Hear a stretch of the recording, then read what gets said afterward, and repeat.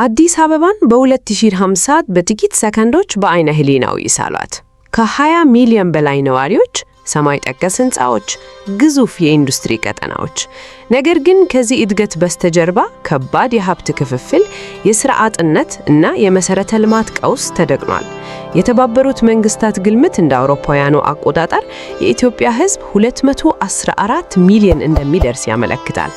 ይህ የአፍሪካ ቀጣዩ የኢኮኖሚ ኃይል መወለድ ነው ወይስ ትልቅ ማህበራዊ ፈተና? በአውሮፓውያኑ አቆጣጠር 2050 ዓለም አሁን ከምናውቃት ይልቅ ፍጹም የተለየ ገጽታ ትላበሳለች። የቴክኖሎጂ ምጥቀት፣ የአየር ንብጥ ለውጥ እና የኃይል ሚዛን ሽግግር የሰው ልጅን ታሪክ በአዲስ መልክ እየጻፉት ይገኛሉ። በዚህ ዓለም አቀፋዊ የለውጥ ማዕበል ውስጥ ደግሞ አንዲት ሀገር የብዙዎችን ቀልብ ስባለች። እሷም ኢትዮጵያ ነች። ዛሬ ላይ ሆነን ወደ ሩብ ክፍለ ዘመን ገደማ ወደፊት ስንመለከት በምስራቅ አፍሪካ የምትገኘው ይህች ጥንታዊት ሀገር ከዚህ ቀደም ታይቶ በማይታወቅ የለውጥ አፋፍ ላይ ትገኛለች። ይህ ለውጥ በቁጥሮች ብቻ የሚገለጽ ሳይሆን የሀገሪቱን ህልውና እና በዓለም መድረክ ላይ የሚኖራትን ክብር የሚወስን የታሪክ ምዕራፍ ነው። የተባበሩት መንግስታትና የዓለም ባንክ ትንበያዎች እንደሚያመለክቱት በ2050 የኢትዮጵያ የህዝብ ቁጥር 210 ሚሊዮን በላይ ይደርሳል። ይህ ማለት ዛሬ ካለንበት የህዝብ ቁጥር ጋር ሲነጻጸር በ25 ዓመታት ውስጥ ብቻ ወደ 100 ሚሊዮን የሚጠጋ አዲስ ህዝብ ወደ ምድሪቱ ይቀላቀላል ማለት ነው። ይህ ቁጥር የኢትዮጵያን በዓለም ላይ ከአለቱ 10 በህዝብ ብዛት ቀዳሚ ሀገራት ተርታ እንድትሰለፍ ያደርጋታል። ሩሲያን፣ ሜክሲኮን እና ግብፅን በመልበጥ በአፍሪካ ግዙፍ የሰው ኃይል ካሉት 3 ሀገራት አንዷ ትሆናለች። ውድ ቤተሰቦቻችን፣ ይህ ግዙፍ ቁጥር መጀመር ለኢትዮጵያ ትልቅ የኢኮኖሚ ሞተር የመሆን እድልን የሚሸከም ቢሆንም በውስጡ የያዘው ፈተና ግን ቀላል አይደለም። በ2050 የምትታየው ኢትዮጵያ በዓለም የጂኦፖለቲካዊ ትኩሳት ውስጥ ቁልፍ ተዋና ሆና ትወጣለች። የህዝብ ብዛት የመርከብ ስፋትን ይዞ ይመጣል። የመርከብ ስፋት ደግሞ የዓለም ግዙፍ ኩባንያዎችን አይን ወደ አዲስ አበባ እና ወደ ተለያዩ የኢንዱስትሪ ማዕከላቷ የሚያርፍ ያደርጋል። ኢትዮጵያ የአፍሪካ የፖለቲካ መዲና ከመሆኗ ባሻገር የቀጠናዋ የኢኮኖሚ ዋልታ የመሆን ጉዞዋን ታፋጥናለች። ነገር ግን ይህ ግዙፍነት በራሱ ብቻ ስኬትን አያረጋግጥም። የዘገባ ትንታኔዎች እንደሚያሳዩት የህዝብ ብዛት እንደ በረከት የሚቆጠረው ያንን ህዝብ መመገብ፣ ማስተማር እና ስራ መፍጠር ሲቻል ብቻ ነው። ዛሬ የምናያቸው የከተሞች እድገትና የመሰረተ ልማት ግንባታዎች የነገዋን ታላቅ ኢትዮጵያ ለመገንባት የሚደረጉ መሰረተ ድንጋዮች ናቸው። ሆኖም ግን በ2050 ዓለም የምትጠበቀው ኢትዮጵያ ከድህነት አዙሪት የወጣች፣ ዜጎቿ በቴክኖሎጂ የሰለጠነች እና በምግብ ራሷን የቻለች ሀገር እንድትሆን ትልቅ የቤት ስራ ይጠብቃታል። የህዝብ ብዛቱ የሚያስከትለው ጫና በሀብት ክፍፍል፣ በመሬት አጠቃቀም እና በአገልግሎት አሰጣጥ ላይ የሚፈጥረው ውጥረት አሁንኑ በጥልቀት ሊታሰብበት የሚገባ ጉዳይ ነው። ይህ የ2050 ጉዞ በምኞት ብቻ ሳይሆን በትክክለኛ የፖሊሲ አቅጣጫ እና በጠንካራ ስራ የሚወሰን የህልውና ጉዳይ ሆኖ ቀርቧል። መጪው ፊት ለኢትዮጵያ የብልጽግና ዘመን ይሁን ወይስ የከፋ የህዝብ ጫና ቀውስ? መልሱ ያለው ዛሬ በምንዘራው ዘር ላይ ነው። ይህ ግዙፍ የህዝብ ቁጥር መጨመር በወረቀት ላይ የሚሰፈር ስታቲስቲክስ ብቻ አይደለም። ይልቁንም በኢትዮጵያ ምድር ላይ የሚታይ እጅግ ግዙፍ ማህበራዊና ኢኮኖሚ መናወጥ ነው።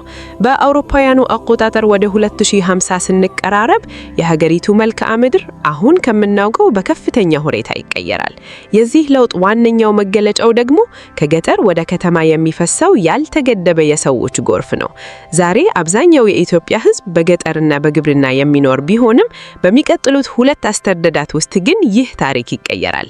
የገጠር መሬት ይዞታ መጥበብና የግብርናው ዘርፍ በባህላዊ መንገድ የሚጓዝ መሆኑ ወጣቱ ትውልድ የተሻለ ህይወትን ፍለጋ ወደ ከተሞች እንዲሰደድ ያስገድደዋል። አባቶቻችን ለአንድ ቤተሰብ የበቃ የነበረው የእርሻ መሬት ዛሬ ለልጅ ልጆች ሲከፋፈል እጅግ እየጠበበ መጥቷል። ይህ ተጨባጭ እውነታ ሚሊዮኖችን ወደ ከተማ ይገፋቸዋል። በዚህም ምክንያት አዲስ አበባ ብቻ ሳትሆን እንደ ባህር ዳር፣ ሐዋሳ፣ አዳማ፣ መቀሌና ድሬዳዋ ያሉ የክልል ከተሞች ወደ ግዙፍ የንግድና የኢንዱስትሪ ማዕከልነት ይለወጣሉ። ከተሞች ከመስፋፋታቸው የተነሳ አንዱ ከተማ ከሌላው ጋር የሚቀላቀልበት ሜጋ ሲቲ የመፈጠር ዕድሉ ሰፊ ነው። ይሁን እንጂ ይህ ፈጣን የከተሞች መስፋፋት የራሱ የሆነ ከባድ ዋጋ አለው። አዲስ አበባ በ2050 ከ10 እስከ 15 ሚሊዮን የሚጠጋ ሕዝብ የምታስተናግድ ግዙፍ ሜጋ ሲቲ ትሆናለች ተብሎ ይገመታል። ይህ ማለት ደግሞ አሁን ያለን የመሰረተ ልማት አቅም፣ የመንገድ ዝርጋታ፣ የውሃ እና የኤሌክትሪክ አቅርቦት በብዙ እጥፍ ካላደገ በስተቀር ከተሞቻችን የጭንቀትና የግርግር ማዕከል ሊሆኑ ይችላሉ። ውድ ቤተሰቦቻችን አስቡት፣ የዛሬው ትራፊክና የቤት እጥረት በዚህ የህዝብ ብዛት ምን ሊመስል እንደሚችል። የከተሞች እድገት ከእቅድ ውጪ ከሆነ ሰፊ የደሃ መንደሮች መስፋፋትና የማህበራዊ አገልግሎቶች መጓደል ሊከሰት ይችላል። በሌላ በኩል ይህ የከተሞች መስፋፋት ለኢትዮጵያ አዲስ የኢኮኖሚ ብርሃን ይዞ ሊመጣ ይችላል። ከተሞች የፈጠራ፣ የንግድ እና የኢንዱስትሪ ማዕከላት ናቸው። ብዙ ህዝብ በአንድ አካባቢ መሰብሰቡ ለንግድ እንቅስቃሴ ምቹ ሁኔታን ይፈጥራል። ትናንሽ ከተሞች እያደጉ ሲመጡ በመካከላቸው ያለው ትስስር ይጠነክራል። ይህም የሀገር ውስጥ ገበያን ያነካካል። ይሁን እንጂ ይህንን እድል ለመጠቀም ከተሞቻችን ዛሬውኑ ስማርት እና ለኑሮ ምቹ ሆኖ መታገድ አለባቸው። በ2050 የሚኖረው የኢትዮጵያ ከተምነት ሀገሪቱ ከአምራች ግብርና ወደ ኢንዱስትሪ የምታደርገውን ሽግግር የሚያፋጥን ወሳኝ ክህተት ነው። ነገር ግን ይህ ሽግግር ያለ ግጭትና ያለ ውጥረት አይካሄድም። የመሬት አጠቃቀም ላይ የሚነሱ ጥያቄዎች፣ የከተማ ዳርቻዎች የሚፈናቀሉ አርሶ አደሮች ጉዳይ እና እያደገ የሚመጣው የቤት ፍላጎት የመንግስትና የህዝብ ትልቅ ፈተና መሆኑ አይቀርም። የነገዋ ኢትዮጵያ ከተሞች ሀገር ትሆናለች። ያቺ ሀገር ምን ያህል ተረጋግታና በለጸጀች ትሆናለች የሚለው ግን ዛሬ በምናደርገው የከተማ ፕላንና የመሰረተ ልማት ዝግጅት ላይ የተመሰረተ ነው። የታሪክ መዝገብ እንደሚነግረን ከተሜነትን በአግባቡ ያልመራ ሀገር የህዝብ ብዛቱን ወደ ትርሞዝ የመቀየር ስጋት ከፊቱ ይደቀናል። በአውሮፓውያኑ አቆጣጠር 2050 ስንደርስ ለዘመናት የኢትዮጵያ ኢኮኖሚ የጀርባ አጥንት ሆኖ የዘለቀው ባህላዊ ግብርና ለከፋ ፈተና ይጋለጣል። ለሺህ ዓመታት በበሬና በሞፈር የታረሰችው ምድር አሁን ለተደቀነባት የ214 ሚሊዮን የህዝብ መመገቢያ በቂ ምላሽ መስጠት ወደማትችልበት ደረጃ ትሸጋገራለች። ይህ ለውጥ ዝም ብሎ የቴክኖሎጂ ሽግግር ሳይሆን በሀገሪቱ ህልውና ላይ የተደቀነ ግዙፍ ማነቆ ነው። ዛሬ አንድ አርሶ አደር ለቤተሰቡ ብቻ የሚተርፍ ምርት የሚያመርትበት ዘዴ የነገዋን ግዙፍና የተራበች ሀገር ሊያቆም አይችልም። የመሬት ይዞታ መበጣጠጥ ሌላኛው የችግሩ ገጽ ነው። የህዝብ ብዛት በጨመረ ቁጥር ለእያንዳንዱ አርሶ አደር የሚደርሰው የእርሻ መሬት ስፋት እየጠበበ ይሄዳል። ይህ ማለት ደግሞ በትንሽ መሬት ላይ ብዙ ምርት ለማምረት የሚያስችል ዘመናዊ ግብዓትና ቴክኖሎጂ ከሌለ የኢትዮጵያ ግብርና ራሱን መመገብ አይችልም፣ የድህነት አዙሪት ውስጥ ይወድቃል። በዚህ መሃል ግን በለጥ ያስከፊ የሆነ ሌላ ተለዋዋጭ ሁኔታ ይከሰታል። እሱም የአየር ንብረት መዛባት ነው። በ2050 የአየር ንብረት ለውጥ በኢትዮጵያ ላይ የሚያሳድረው ተጽዕኖ ከንድፍተ ሐሳብ አልፎ ወደ ዕለት ተዕለት ስቃይ ይቀየራል። የሰማዩ ዝናብ እንደ በፊቱ በወቅቱ መምጣቱን ያቆማል። በአንድ ወቅት የጎርፍ መዓት፣ በሌላ ወቅት ደግሞ ለዓመታት የሚዘልቅ ድርቅ የእርሻ መሬቶችን ያወድማል። ይህ ያልተጠበቀ የተፈጥሮ መዛባት በምግብ ዋስትና ላይ ትልቅ ስጋት ይፈጥራል። ምግብ ለማግኘት የሚደረገው ትግል በገበያ ላይ የዋጋ ንረትን ከማስከተሉም በላይ በዜጎች መካከል የህልውና ፉክክርን ይፈጥራል። ዛሬ የምናየው የምግብ ዋጋ መናር የነገው ግዙፍ ቀውስ ማሳያ ብቻ ሊሆን ይችላል። ከምግብ እጥረት ጎን ለጎን የውሃ ሀብት ፉክክር የ2050 ዋነኛ የጂኦፖለቲካዊ ውጥረት ይሆናል። ውሃ የነገው ወርቅ ነው። ለኢንዱስትሪ፣ ለኤሌክትሪክ ኃይል እና ለግብርና የሚፈለገው የውሃ መጠን በከፍተኛ ሁኔታ ይጨምራል። በተለይም የአባይ ወንዝ እና ሌሎች ድንበር ተሻጋሪ ወንዞች ላይ የሚደረገው ፉክክር ከጎረቤት ሀገራት ጋር ብቻ ሳይሆን በሀገር ውስጥም በክልሎች መካከል የሀብት ክፍፍል ጥያቄን ሊያስነሳ ይችላል። የተላላኩ የህዳሴ ግድብ መጠናቀቁ ለኃይል አቅርቦት ትልቅ እፎያ ቢሆንም የውሃ ሀብትን በብልሃት ማስተዳደር ግን የህልውና ጉዳይ ሆኖ ይቀጥላል። ውድ ቤተሰቦቻችን፣ ይህ ሁኔታ ኢትዮጵያን ወደ አንድ ወሳኝ ምርጫ ይገፋታል። ወይ ግብርናዋን ሙሉ በሙሉ ወደ ዘመናዊ እና በቴክኖሎጂ የታገዘ መስኖ መቀየር፣ አለያም ደግሞ በየጊዜው ለሚከሰት ረሃብ እና የምግብ እርዳታ እጅን መስጠት። ባህላዊው መንገድ አክትሞታል። የነገዋ ኢትዮጵያ ሕዝቧን ለመመገብ ብቻ ሳይሆን በዓለም አቀፍ ደረጃ ያላትን የኢኮኖሚ ተወዳዳሪነት ለማስጠበቅ የግድ የአረንጓዴ አብዮት ግሪን ሬቮሉሽን ማድረግ ይኖርባታል። ይህ ካልሆነ ግን የሕዝቧ ብዛት ከበረከትነት ወደ ከባድ ማህበራዊ ሽክምነትነት ሊቀየር ይችላል። ይህ ውጥረት ደግሞ ወደ ቀጣዩ ትልቅ ፈተና ይወስደናል። እሱም የሰላ ሚሊዮኖች ወጣቶች የሥራ ዕድል ጥያቄ ነው። በ2050 የምትታየው ኢትዮጵያ ወጣት ናት፣ በጣም ወጣት።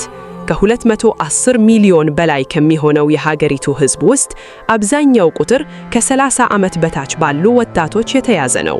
ይህ በስነ ሕዝብ ጥናት ዩት ቦልጅ ተብሎ የሚጠራው ክስተት ለኢትዮጵያ ወይ ታላቅ ዕድል አለያም ደግሞ ከባድ ማህበራዊ ቀውስ ይዞ የሚመታ ባለ ሁለት ስለ ጎራዴ ነው። ዛሬ በዩኒቨርሲቲዎች እና በኮሌጆች የምናያቸው ሚሊዮኖች በ2050 የሀገሪቱ የኢኮኖሚ እና የፖለቲካ ሞተር ይሆናሉ። ይህ ግን የሚሆን ይችለው የሚመተናቸው ሥራ ዕድል ሲፈጠርላቸው ብቻ ነው። በየዓመቱ በሚሊዮኖች በሚቆጠሩ ወጣቶች ትምህርታቸውን አጥናንተው ወደ ሥራ ገበታው ይጎርፋሉ። ይህ ቁጥር ከቀላል ስሌት በላይ ነው። የነገዋ ኢትዮጵያ በየቀኑ በሺዎች የሚቆጠሩ አዳዲስ ሥራ ዕድሎች የመፍጠር ግዴታ አለባት። ወጣቱ ኃይል ዕውቀት፣ ጉልበትና ምኞት አለው። ይህንን ኃይል ወደ ምርታምነት መቀየር ከተቻለ ኢትዮጵያ በአፍሪካ ብቻ ሳይሆን በዓለም የኢኮኖሚ መድረክ ግዙፍ ተወዳዳሪ ትሆናለች። የሰው ኃይል ሀገር ትልቁ ሀብት ነው። በተለይም በቴክኖሎጂ እና በፈጠራ የታገዘ የወጣት ኃይል የሀገርን እድገት በ10 ዓመታት ሊያፋጥን ይችላል። ይሁን እንጂ ውድ ቤተሰቦቻችን፣ ከዚህ ተስፋ በስተጀርባ የሚታየው ስጋት እጅግ የገዘፈ ነው። በ2050 የሚኖረው የወጣት ትውልድ ከመቼም ጊዜ በላይ በኢንፎርሜሽን ቴክኖሎጂ የተገናኘ መብቱን የሚያውቅ እና የተሻለ ሕይወትን የሚመኝ ነው። ይህ ትውልድ ሥራ ዕድል ካላገኘ፣ የተስፋ መቁረጥ ስሜት ውስጥ ከገባ እና በኢኮኖሚው ተጠቃሚ መሆን ካልቻለ በሀገሪቱ ላይ የሚፈጠረው ማህበራዊ ውጥረት እጅግ አደገኛ ይሆናል። ሥራ አጥቶኝ የወጣቶችን ተስፋ ሲያደበዝዝ ያ ጉልበትና ዕውቀት ወደ ተቃውሞ እና ወደ ማህበራዊ አለመረጋጋት መቀየሩ አይቀርም። ታሪክ እንደሚነግረን ብዙ ወጣት ባለባቸው ሀገራት ውስጥ የሥራ ዕድል እጥረት ሲከሰት ከፍተኛ የፍልሰት ጫናና የፖለቲካ ቀውሶች ይፈጠራሉ። ኢትዮጵያ ይህንን ፈተና ለማለፍ የኢኮኖሚ መዋቅሯን በከፍተኛ ፍጥነት መቀየር ይኖርባታል። ከግብርና ወደ ኢንዱስትሪ፣ ከባህላዊ ንግድ ወደ ዲጂታል ኢኮኖሚ የሚደረገው ሽግግር ለዚህ ግዙፍ የወጣት ቁጥር ምላሽ መስጠት መቻል አለበት። ወጣቱ ሥራ ሲያጣ የሀገር ሰላም ይናጋል። ወጣቱ ሥራ ሲያገኝ ግን የሀገር ብልጽግና ይረጋገጣል። በ2050 የሚታየው ይህ የወጣቶች ማዕበል የኢትዮጵያን የወደፊት ዕጣ ፈንታ ይወስናል። መንግስት፣ የግል ዘርፉና የውጭ ኢንቨስተሮች ይህንን እውነታ ተገንዝበው ዛሬውኑ ሰፊ መሰረት መጣል ካልቻሉ የወጣቶች ቁጥር ማሻቀብ ለሀገር ስጋት ሊሆን ይችላል። ይህ ውጥረት ደግሞ አንድ ወሳኝ ጥያቄን ያስነሳል። ኢትዮጵያ ይህንን ሁሉ ኃይል የምታስተናግድበት የኢኮኖሚ ፍንዳታ ወይም ሽግግር ምን ሊመስል ይችላል? በሚቀጥለው ክፍል የምናየው የዚህን ታሪካዊ ለውጥ ቁልፍ ነጥቦች ይሆናሉ። በ2050 ኢትዮጵያ በታሪኳ አይተው የማታውቀውን የኢኮኖሚ መዋቅር ሽግግር ማዕከል ትሆናለች። ይህ ወቅት ሀገሪቱ ከአምራች ግብርና ወጥታ ወደ ኢንዱስትሪና ወደ ዲጂታል ኢኮኖሚ የምታደርገው ሽግግር የሚፈተንበት የእውነት ሰዓት ነው። ለዘመናት በምድር ላይ ተደፍቶ ሲያርስ የኖረው የሰው ኃይል አሁን እጆቹን ወደ ማሽኖችና ወደ ኮምፒውተር ቁልፎች የሚሰድበት ጊዜ ላይ ደርሰናል። ይህ ሽግግር ለኢትዮጵያ አማራጭ ሳይሆን የህልውና ጉዳይ ነው። ኢትዮጵያ የአፍሪካ የኢንዱስትሪ ማዕከል የመሆን አቅሟን የምታሳይበት ወሳኝ ነጥብ እዚህ ጋር ነው። የታላቁ የህዳሴ ግድብ እና ሌሎች የኃይል ማመኛዎች የሚለኩት ርካሽ የኤሌክትሪክ ኃይል ለግዙፍ ፋብሪካዎች የደም ስር ይሆናል። በዓለም አቀፍ ደረጃ የማምረቻ ዋጋ እየጨመረ ሲሄድ ብዙ የዓለም ኩባንያዎች ፊታቸውን ወደ አዲስ አበባና ወደ ተለያዩ የኢንዱስትሪ ፓርኮች ያዞራሉ። በኢትዮጵያ የተመረተ ሜድ ኢን ኢትዮጵያ የሚል መለያ ያላቸው ምርቶች የዓለምን ገበያ ማጥለቅ ጀምራሉ። ይህ የኢንዱስትሪ ፍንዳታ ለሚሊዮኖች ለሚቆጠሩ የወጣቶች የሥራ ዕድል ከመፍጠሩም በላይ ሀገሪቱ ከውጭ ምርት ጥገና እንድትላቀቅ ያደርጋታል። ከዚሁ ጎን ለጎን የዲጂታል ኢኮኖሚው ሽግግር ሌላኛው የለውጥ ምሰሶ ነው። በ2050 የኢትዮጵያ ወጣቶች በቢሮ ወይም በፋብሪካ ብቻ ተወስነው አይቀሩም። በከፍተኛ ፍጥነት የሚሰራ የኢንተርኔት ግንኙነትና የዲጂታል መሰረተ ልማት ኢትዮጵያውያን በዓለም አቀፍ የቴክኖሎጂ ገበያ ውስጥ ተወዳዳሪ እንዲሆኑ ያስችላቸዋል። ከኮዲንግ እስከ አርቲፊሻል ኢንተለጀንስ፣ ከኢኮመርስ እስከ ፋይናንስ ቴክኖሎጂ ድረስ ያሉት ዘርፎች የሀገሪቱን የሀብት ምንጭነት ይረከባሉ።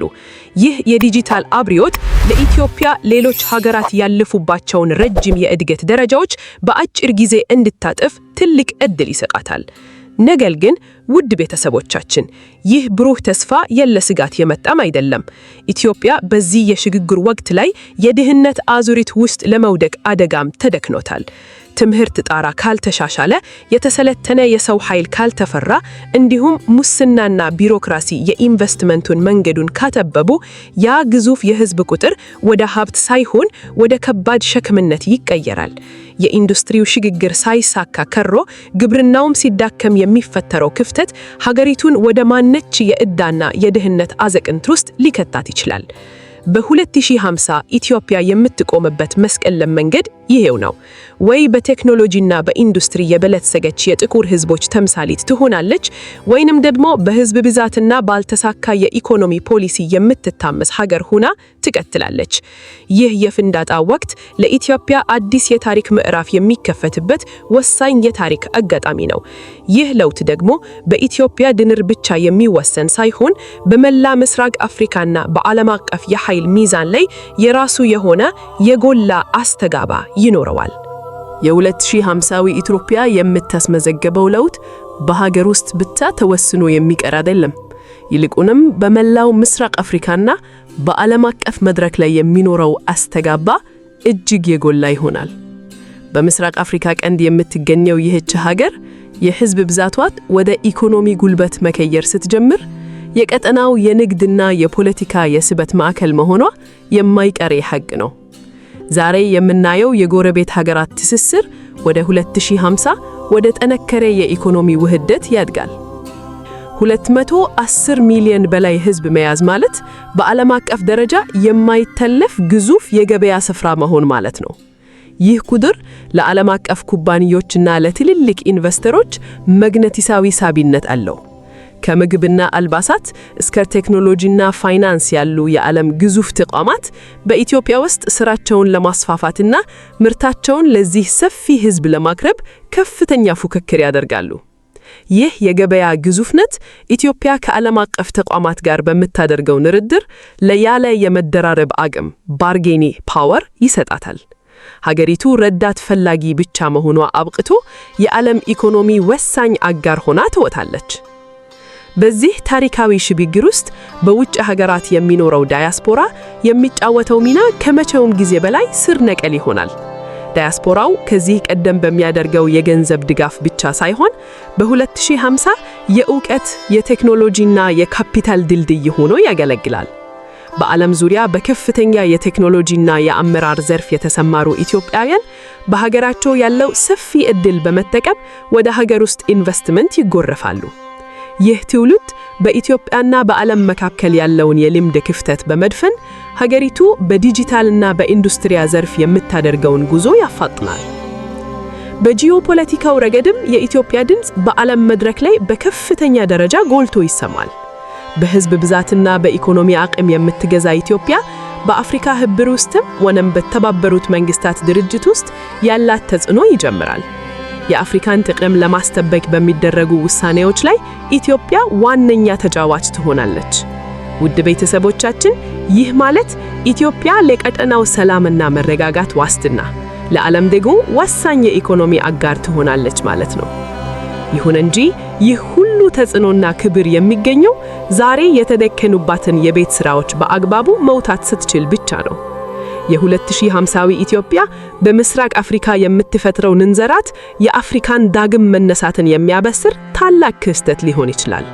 የዚህ ሁሉ ትንታኔ ማሳረጊያውም ወደ መጪው ዘመን በልበ ሙሉነት ለመሻገር ምን መደረግ አለበት የሚጠቀመው የመጨረሻው የውሳኔ ምዕራፍ ላይ ያርፋል። የ2050ዊ ኢትዮጵያ በምኞት ብቻ የምትገነባ ሀገር አይደለችም። ይልቁንም ዛሬ በምንጥለው መሰረት፣ በምንጨርጸው ፖሊሲና በምንወስደው ደፋር እርምጃ የምትረጋገጥ እውነታ ነች። ያንን ግዙፍ የህዝብ ብዛትን ወደ ታላቅ የኢኮኖሚ ኃይል መቀየር ጊዜው አሁን ነው። ወደፊት ለሚመጣው ታላቅ ሽግግር ዛሬ መጀመር ያለባቸው 3 ወሳኝ የቤት ሥራዎች አሉ። የመጀመሪያውና ዋነኛው የትምህርት ጥራት ነው። ነገዋን ኢትዮጵያ የሚረከበው ትውልድ ቁጥሩ መብዛቱ ብቻውን ፋይዳ የለውም። ያ ትውልድ በዓለም አቀፍ ደረጃ ተወዳዳሪ የሆነ ዕውቀትና ክህሎት ሊታጠቅ ይገባል። ትምህርት ቤቶቻችን ከንድፈ ሐሳብ ወጥተው ወደ ፈጠራ፣ ወደ ቴክኖሎጂ እና ወደ ተግባራዊ ሙያ ማዘንበል አለባቸው።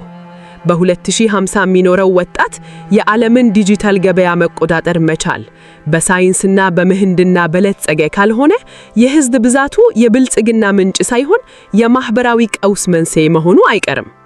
ሁለተኛው ምሰሶ የመሰረተ ልማት ዝርጋታ ነው። በ2050 ለሚኖረው 214 ሚሊዮን ህዝብ የሚሆን በቂ የኤሌክትሪክ ኃይል፣ ንጹህ ውሃ፣ ዘመናዊ የትራንስፖርት መስመሮችና አስተማማኝ የኢንተርኔት ትስስር ዛሬውኑ ሊታቀዱ ይገባል። ከተሞቻችንን የኢንዱስትሪና የንግድ ማዕከል ለማድረግ ምቹ የሆነ የመሰረተ ልማት ዝርጋታ የግድ ይላል። ይህ መሰረተ ልማት የገጠርና የከተማውን ኢኮኖሚ በማስተሳሰር የሀብት ፍሰቱ ለሁሉም ዜጋ እንዲደርስ ለማድረግ ቁልፍ ሚና ይጫወታል። በመጨረሻም ግልጽና ተረማማጅ የሆኑ የፖሊሲ ማሻሻያዎች ያስፈልጋሉ። የግል ዘርፉን የሚያበረታታ፣ የውጭ ኢንቨስትመንትን የሚስብ እና ለፈጠራ ስራዎች እድል የሚሰጥ የኢኮኖሚ ድባብ መፈጠር አለበት። የህግ የበላይነት፣ መረጋጋት እና ቀልጣፍ ቢሮክራሲ ለ2050ዋ ኢትዮጵያ የጀርባ አጥንቶች ናቸው። ፖሊሲዎቻችን ከወቅታዊ ፖለቲካዊ ትኩሳት ወጥተው የሀገርን የረጅም ጊዜ ብሔራዊ ጥቅምና የዜጎችን ሁለንተናዊ ብልጽግና ታሳቢ ያደረጉ መሆን ይኖርባቸዋል። ውድ ቤተሰቦቻችን፣ 2050 የረቀ ይመስላል። ነገር ግን ዛሬ የምንወልደው ሕፃን፣ ዛሬ የምንተክለው ችግኝ እና ዛሬ የምናስተምረው ተማሪ ያችን ኢትዮጵያን የሚገነቡ ሕያው አካላት ናቸው። የኢትዮጵያ መጻኢ ዕድል በታሪክ አጋጣሚ የሚወሰን ሳይሆን በእጃችን ባለው ሥራ የሚቀረጽ ነው። ያቺ ሀገር የአፍሪካ ኩራት፣ የጥቁር ሕዝቦች ተስፋና የበለጸገች የጥበብ ምድር እንድትሆን የሁላችንም የጋራ ራዕይ እና ጥረት ይጠይቃል። የዛሬው የዘገባ ትንታኔያችን እዚህ ላይ ያበቃል።